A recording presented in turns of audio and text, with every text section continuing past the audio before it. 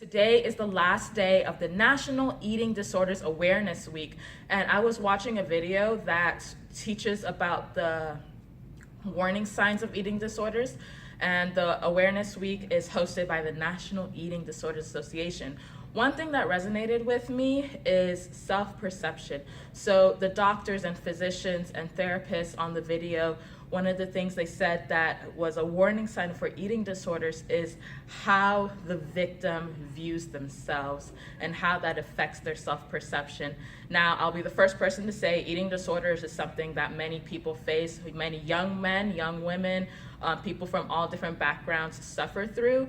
But one thing that really resonated with me was self-perception, because the media especially, but peers and how you view yourselves is so important. And I know through puberty and adolescence, that self-perception is ever evolving, and it can be really fragile depending on where you grow up, and how young girls particularly view themselves is critical when it comes to maturation or puberty or self-confidence. And when I was thinking about that, when I was reflecting on that, I came to the realization that you can go one of two directions. When you are going through this phase, you can either have an excellent support group, excellent friends, excellent peers that help enable you and help build you up so you have a stronger sense of self, or you can go the other direction. You could be more susceptible to media standards, your peers. You may be comparing yourself to other people, and how you see yourself may suffer because of that, because you're constantly comparing yourself to other young women or media's standard of beauty or any of those various factors. And that's really troubling for me, because I know from experience and looking at the lives of young people, especially young girls, how people see them can sometimes be more important than how they see themselves.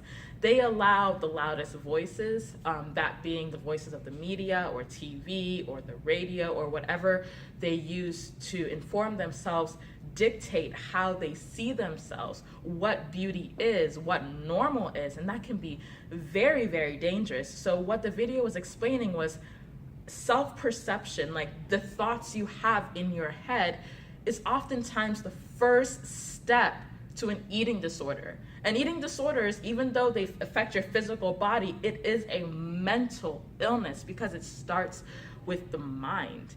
And that, I knew that, like intuitively, I knew that makes sense, but it was also just,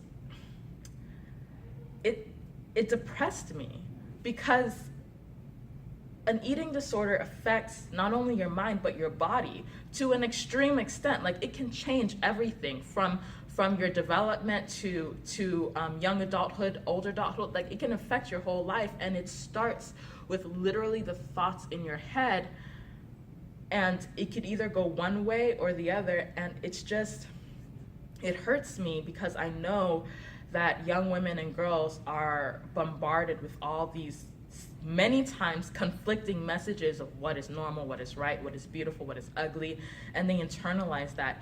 And if you're not strong enough, if you don't have the self-confidence or the esteem or the support group to recognize where those influences are coming from, you can fall susceptible to that.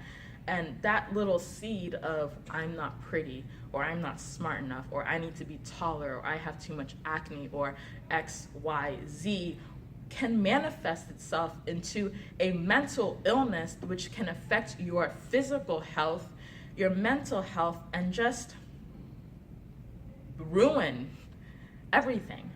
And I want to help combat that. So with Empower, it's not just a magazine. It's a magazine that addresses these issues, and it's a magazine that helps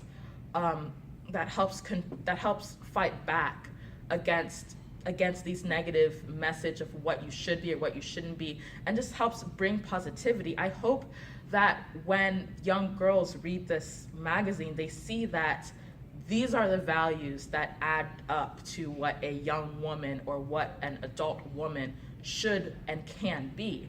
I really hope that my magazine shares an uplifting message, and that it plants a seed of I can, and this is who I am, and I love myself because of this, and I can help combat those negative stereotypes or those negative messages that young women and girls are constantly bombarded with.